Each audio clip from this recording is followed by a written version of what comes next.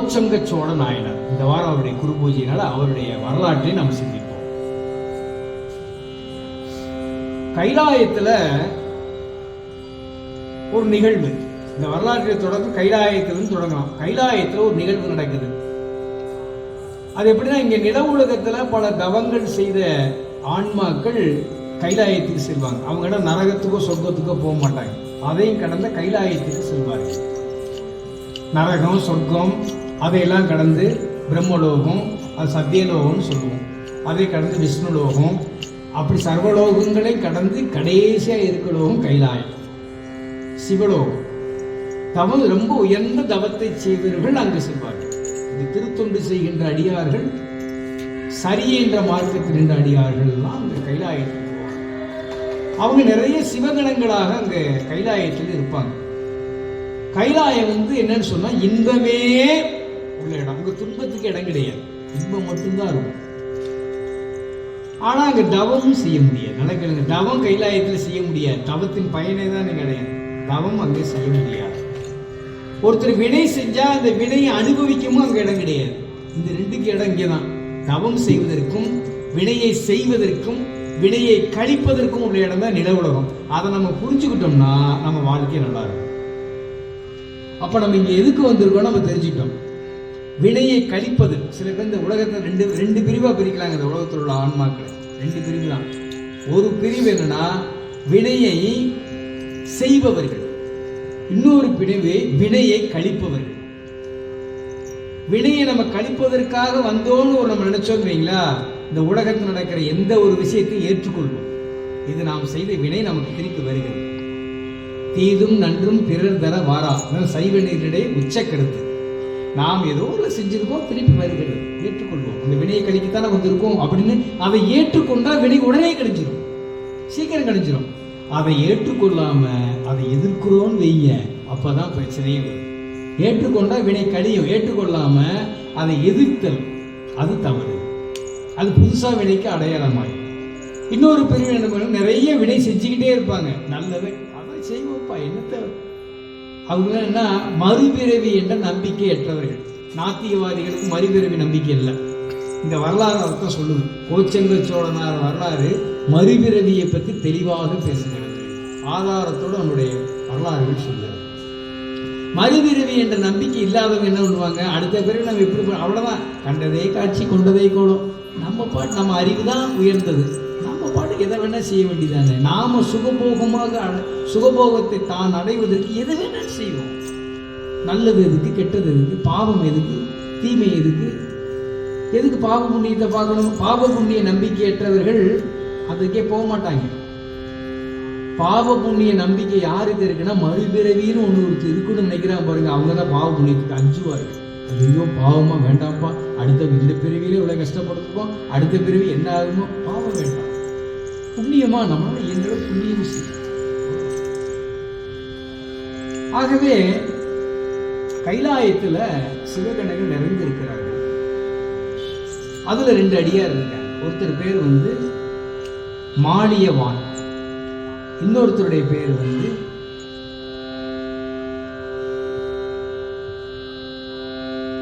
புஷ்பவந்தன். ரெண்டு பேர். இந்த ரெண்டு பேரும் கைலாயத்தில் சந்தோஷமா தான் இருந்தாங்க. ஆனா இந்த ரெண்டு பேருக்கும் ஒரு கருத்து வேறுபாடு வந்தது.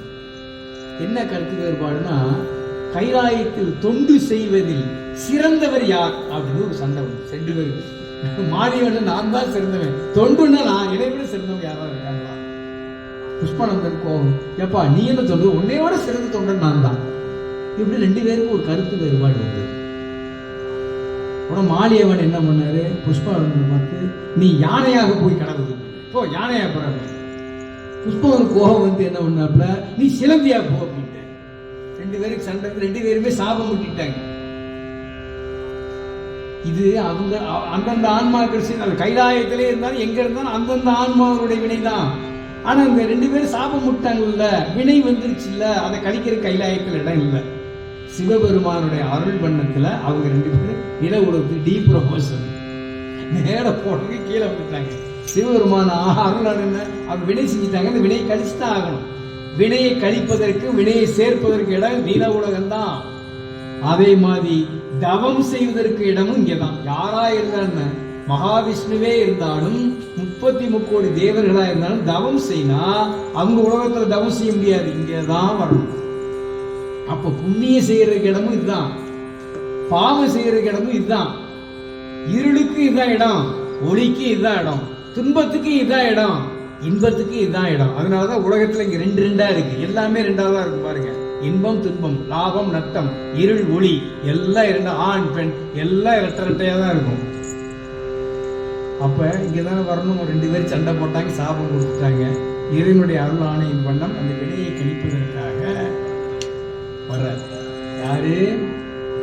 யானையா புஷ்பவந்தன் யானையா இங்க பிறக்கிறார். அடுத்து மாளியவான் சிலந்தியா பிறக்கிறார். இந்த 2 பேரும் பிறந்த இடம் எதுன்னு சொன்னா அது இன்னைக்கு அது பழைய பேர், அது திருச்சி தான். நம்ம திருச்சிராப்பள்ளி படிக்கும்போது அதுவும் சேர்ந்து திருச்சி பாருங்க, திருச்சிராப்பள்ளி தான். திருச்சிராப்பள்ளி பதிகம் தான் படித்தோம். உண்மையிலே இறைவனுடைய அருள் பாருங்க, திருச்சிராப்பள்ளி பதிகம் படிக்கும் திருச்சிராப்பள்ளி வரலாறே வருது. அந்த திருச்சிராப்பள்ளி காவிரி அகண்ட காவிரி ஓடுது. அதுல ஒரு கரையில, தென்கரைன்னு நினைக்கிறேன், தென்கரையில மிகச்சிறந்த சோலைங்க, பூங்கா அப்படின்னா நல்ல பூத்து குலுங்கக்கூடிய வனம், காண வனம்னு அர்த்தம். அதாவது பூங்காவனம். அங்க சந்திர தீர்த்தம்னு ஒரு அருமையான குளிர்ந்த தீர்த்தம் இருக்கு, இன்னைக்கு அந்த தீர்த்தம் இருக்கு. அந்த சந்திர தீர்த்தங்கள் அருமையான பூங்காவனம், வளர்ந்து பூத்து குலுங்கு. அங்க வெண்ணாவல் அப்படின்னு ஒரு நாவல் மரம் நிற்குது. அந்த வெண்ணாவல் மரத்தடியில சிவலிங்க பெருமான் இருக்கிறார். லிங்க வடிவத்தில் சிவலிங்க பெருமான் இருக்கிறார். இங்கேதான் அவங்க பிறக்கிறாங்க, சிலந்தியாவும் யானையாவும் பிறக்கிறாங்க. யானை என்ன பண்ணுதுன்னா, அந்த சிவ பக்தி இருக்குது இல்லைங்க, நிலவுலகம் தான் அந்த தவத்தை, நிலவுலகம் வந்துட்டாவே பக்தியானவங்க தவத்துக்கு போயிடுவாங்க. தவம் செய்யணும்னு அந்த யானை நினைக்குது. காவிரிக்கு போகுது, காவிரியில போய் நீராடிட்டு காவிரிய தீர்த்தத்தை எடுத்து தன்னுடைய அந்த தும்பிக்கையில குடிச்சிட்டு சாமிக்கு அபிஷேகம் புரிந்துட்டு அந்த பூங்காவனத்துல கொத்து கொத்தா மலர்கள் இருக்கு.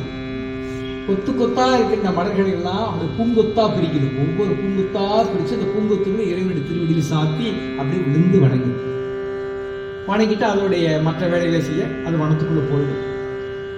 சற்று நேரத்திலே சிலந்தி வருகிறது. அதே ஊர்ல சிலந்தி இருக்கு, சிலந்தி வருது.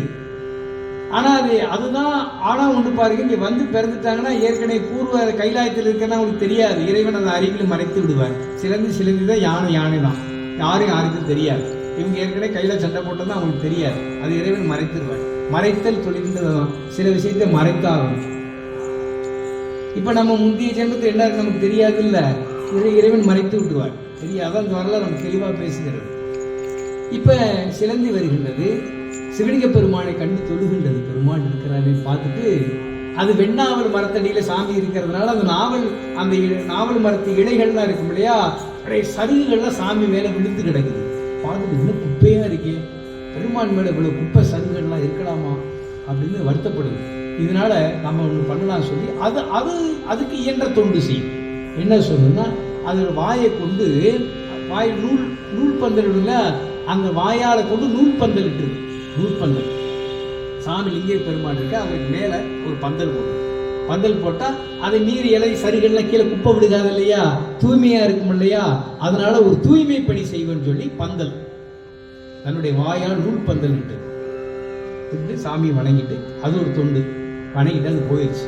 மறுநாள் காலையில் வழக்கம் போல யானை வருகிறது, நீரை கொண்டு வருகின்றது, சாமிக்கு அபிஷேகம் புரிகிறது. பூங்கொத்துகளை வைத்து வணங்கிட்டு இப்படி எந்திரிச்சு பார்த்தா மேல நூலாம்படையை பார்த்துச்சு. இந்த நூலாம்படை எப்படி வந்தது? சாமி பக்கத்துல அனுசீலம் இல்லவா, இந்த நூலாம்படை எப்படி ஏற்பட்டது? சிலந்தி தன்னுடைய எச்சில் வாயால் அந்த நூலை போட்டிருக்கும்ல, இது இவ்வளவு அனுசீலம் சிவா வச்சாராம் அப்படி சொல்லி கோபத்தோட அந்த தும்பிக்கையை கொண்டு அதெல்லாம் அந்த நூலாம்படை வீசி எரிஞ்சிட்டு பழைய வந்துருக்கு. கொஞ்ச நேரம் கழிச்சு வழக்கம் போல சிலந்தி வருகிறது, பார்த்தோன்னே ஆஹா நம்ம போட்டு அந்த நூலாம்படை அந்த பந்தலை காணமே, யாரோ பிச்சுட்டாங்களே அப்படின்ட்டு பழையபடி அன்போடு அந்த நூல் படையை வைக்கின்றது. அது வணங்கிட்டு போயிடுச்சு. மறுநாள் காலையில் யானை அபிஷேகம் பண்ணும். பண்ணும்போது நூலாம்படையை பார்க்கும்போது பிச்சு எரிஞ்சிட்டு அவசியம் பண்ணும். சிலந்தி பழையபடி பந்தல் பண்ணும். இப்படி நாள்தோறும் நடந்துகிட்டே இருக்கு. பண்ண பண்ண பண்ண ஒரு நாள் சிலந்தி பார்க்குது, இது யாரு பண்றாங்க அப்படி நம்ம பார்ப்போம் அப்படின்னு இருந்து பார்க்குது. பார்த்தா யானை வருது. ஓ, அந்த யானை பண்ண வேலை தான் இது அப்படின்னு இரு, அவன் என்ன பண்றேன் பார்த்துட்டு அந்த யானை வருது. மேலே வந்தோடனே அந்த நூலாம்படையை அகற்றுது. அந்த வாயை கொண்டு அது கோவம் வந்துருச்சு. அது தெரிஞ்சு தொண்டு இல்லையா, நான் செய்ய அந்த நூற்பந்தல் போட்டிருக்கேன், இதை எப்படி பிச்சு போடலாம், இதுதான் இன்னைக்கு நான் செய்கிறேன் பாருன்ட்டு நான் உன்னுடைய அந்த தும்பிச்சை உள்ள பூந்து உன்னை கடிக்கிறேன் பார். சிலந்தி கடிச்சா அது விஷம், கடிக்கிறேன் பார், கோபத்தில் கடித்து உன்னை கொண்டு விடுகின்றேன் என்று சொல்லி கோபத்தோடு அதனுடைய அந்த யானையினுடைய அந்த தும்பிக்கையில் உள்ள போய் ஒரு கடி கடிச்சு.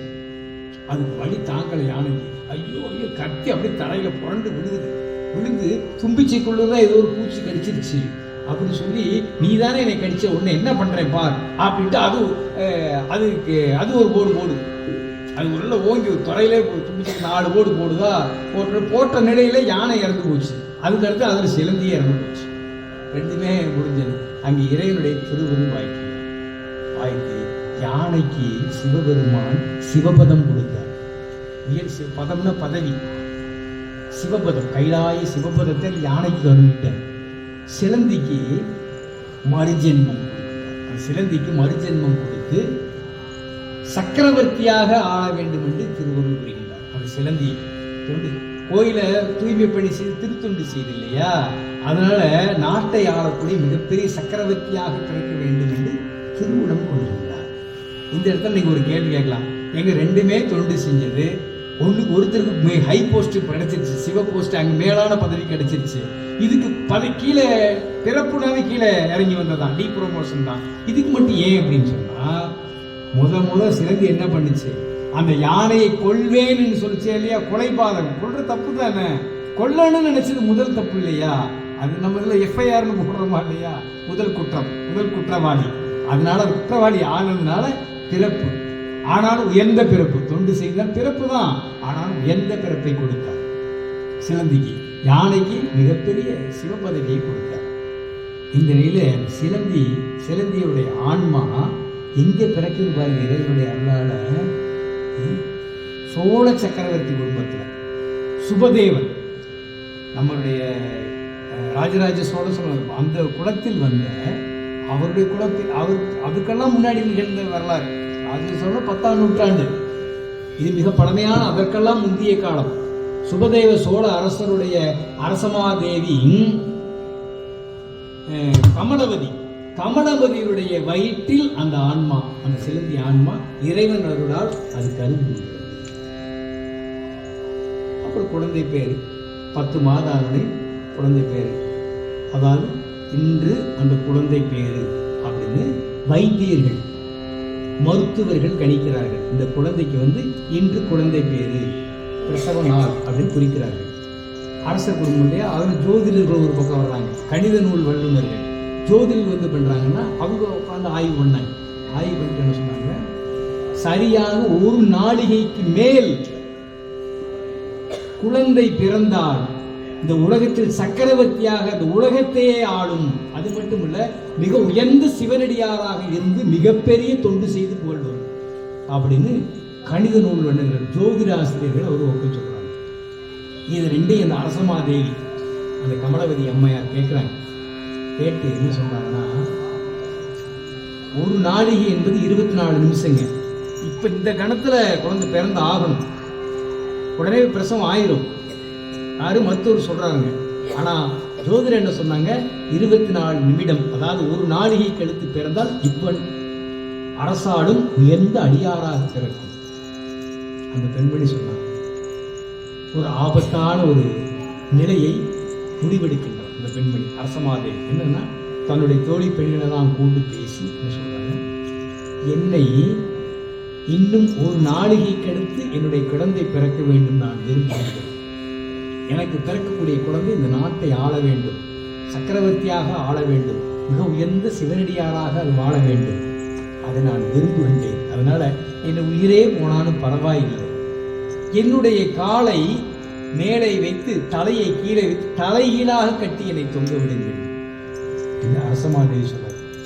எல்லாரும் பதறாங்க. ஆனால் பெண்ணு, எனக்கு இதுதான் அரசமாதேவி ஆணை அப்படின்னாங்க. நம்ம எவ்வளோ பெரிய தியாகம் பாருங்க. உடனே காலை மேடை கட்டி தலையை கீழே தொங்க விடுகிறார்.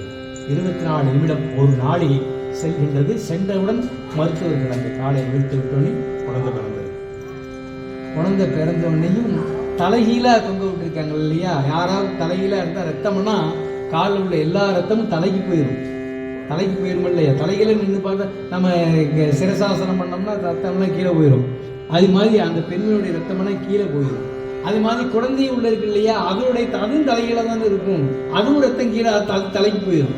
பெண்மணி தாயினுடைய தலையும் ரத்தக்காடாயிரும், அந்த குழந்தையுடைய ரத்தமாயி அந்த கீழே இறங்கிடுது. இப்போ குழந்தை பிறந்துடுது. பார்த்தா அந்த பெண்மணி அந்த அரசமாதேவி சந்தோஷத்தோடு தன்னுடைய குழந்தையை பார்க்குறாங்க. அந்த மகனாக பிறக்கிறார். அதான் சிலந்தி தான் அந்த ஆன்மா பிறகு அதோட கண்ணை பார்க்குற தாய் செக்கச்செவேறு சிவந்து இருக்குது. செங்கண்ணா அப்படின்னாரு சந்தோஷமா. சிவந்த கண்களை உடையனால செங்கண்ணா அப்படி மகிழ்ந்து சொல்லி அவரோட உயிர் தெரிஞ்சிச்சு. அந்த இடத்துல எவ்வளவு பெரிய தியானம் பாருங்க. அப்புறம் அரசர் தாய் இல்லாத குறையை தீர்க்க நல்லபடியாக சுபதேவர் வளர்க்கிறார். அவர் செங்கண், அதே பேர் தாய் அடக்க அதே பேர் செங்கண்ணனாக அவர் வாழ்கின்றார். நல்ல குறிப்பிட்ட பருவம் வந்தோடையும் பட்டம் சூட்டுலையே தன்னுடைய மைந்தனுக்கு பட்டம் சூட்டுகின்றார். இப்போ அவர் கோச்செங்கனாகிறார். கோண அரசர் கோச்செங்கனாரை அந்த பட்டத்தில் ஏற்றுக்கொள்கின்றார். அவருடைய தந்தையார் அந்த காலத்தில் பட்டாபிஷேகம் மைந்தனுக்கு பண்ணிட்டு அவங்க வனத்துக்கு தந்தையார் கூட அரசராக இருக்க மாட்டார். வனத்துக்கு போய் தவம் இருக்க போயிடுவாங்க. அந்த காலத்தில் நம்ம பாரம்பரியம் அப்படிதான் இல்லைங்களா? இன்னைக்கு அப்படிதான். குழந்தைகள்லாம் திருமணமாகி அவங்க செட்டில் ஆகிட்டாங்கன்னா தாய் தந்தைகள் தவம் இருக்கும். கோயிலில் போய் வழிபாடு செய்யலாம். இப்படி ஆன்மீக காரியத்தில் போயிட்டு பிரச்சனை வராது. அது இல்லாதனால பல விதமான பிரச்சனைகள் பல வீடுகள் நடக்கிறதுக்கு இது ஒரு காரணம் தான். அவங்க ஆன்மீக மார்க்கத்தில் சென்று விட வேண்டும். உலகில் விட்டு கொஞ்சம் விலகி இருக்க வேண்டும். பெரியவங்க வழிகாட்டுதலோடு நிறுத்திக் கொள்ள வேண்டும். அவ்வளவுதான். அவர் தவம் இருந்து சிவபதம் அடைகின்றார் மன்னர். இப்ப கோச்செங்கர் சோழராக பல நாடுகளை எல்லாம் கைப்பற்றி அவருடைய காலம் மிகப்பெரிய சக்கரவர்த்தி என்னும் ஏடுகளும் கல்வெட்டிலும் சான்றுகளாக இருக்கின்றன. மிகப்பெரிய சக்கரவர்த்தியாக இந்த நாட்டை ஆள்கின்றார். ஆண்டவர் என்ன பண்ணியிருந்தார்? அவருடைய முந்தைய அந்த புண்ணியம் வினை அவருக்கு சிந்தையை கூட்ட தாம் ஏற்கனவே சிலந்தியாக இருந்து பந்தல் போட்டாலே திருவானைக்காக வர்றார். அதான் அவருடைய ஆளுகைக்கு உட்பட்ட போய் தான். அதான் திரு ஆணைக்கான யானை, திரு ஆணை காண வனம், ஆணை வழிபட்ட வனம். அதனால திரு ஆணைக்கான்னு பேர். அந்த திருவானைக்காவுக்கே வர்றார். என்னென்றால் அங்க அவர் அந்த கோயிலை கோயில் கட்ட நினைக்கிறார். சாதாரண இருந்த கோயிலை கற்களால கற்றளின்னு சொல்லுவோம். கற்றளினால மாட கோயிலாவே எழுப்பினார். எழுப்பும் போது என்னோட யானை கோயிலுக்குள்ள வரக்கூடாதுன்னு நினைச்சார். யானை கோயிலுக்குள்ள வராம இருக்கிறதுக்காகவே ஒரு திட்டி வாயில் ஒரு ஏற்படுத்தி ஒரு அடைப்பு. அது ஜனங்கள்லாம் தான் இருக்கும். நாமெல்லாம் போய் வழிபாடு செய்யலாம், எல்லாரும் போகலாம். ஆனா யானை மட்டும் உள்ள போக முடியாது. அப்படி ஒரு திருவானைக்க கோயிலை அமைச்சிட்டார். அடிச்சு கோயில் கட்டி கும்பாபிஷேகம் பண்ணிட்டார். பட் இது மாதிரி 70 சிவாலயங்களுக்கு மாடக்கோயில் தமிழகம் முழுவதும் இன்னைக்கு புகழ்பெற்று விளங்குகின்ற ஆலயம் எல்லாமே. 70 சிவாலயங்களை மாட கோயிலாக, யானை புகாத கோயிலாக தமிழ்நாடு முழுவதும் எழுப்பினார். கோச்செங்க சோழ நாயனார்கள் நாயனாரை நம்ம நால்வர் பெருமக்கள் நாயனார்கள் எல்லாரும் போற்றுவதை போல பன்னீர் ஆழ்வார்கள் திருமங்கை ஆழ்வாரை போற்றாரு. வைணவர்களும் போற்றுறாங்க நாயனார. 3 பெருமாள் கோயிலும் கட்டியிருக்கிறார். அதே மாதிரி அதுக்காக இல்ல, அவருடைய அந்த பக்தி சிறப்பை திருமங்கையாழ்வார் உருகி பாடுகிறார். தேவாரம் மட்டுமல்ல, திருமங்கையாழ்வாரும் பாடுறார். அத்தகைய பெருமான் கோச்செங்க சோழன். அப்படி 70 சிவாலயங்கள், 3 வைணவ ஆலயங்கள் அவர் காலத்துல மிக சிறப்பாக கட்டப்பட்டு மிகச் சிறந்த அருமையான ஒரு அரசாட்சியை புரிந்து ஒரு அருமையான இறைவனுடைய அருளால் மாசி மாதம் இதே சதய நட்சத்திரம் 12 நாளைக்கு முன்னாடி சதய நட்சத்திரத்தில் எல்லா வல்ல சிவபெருமானுடைய திருவடி அடைந்து பேர்வாழ்வு பெற்றவர் கோச்செங்க சோழ நாயனார் என்பதை சொல்லி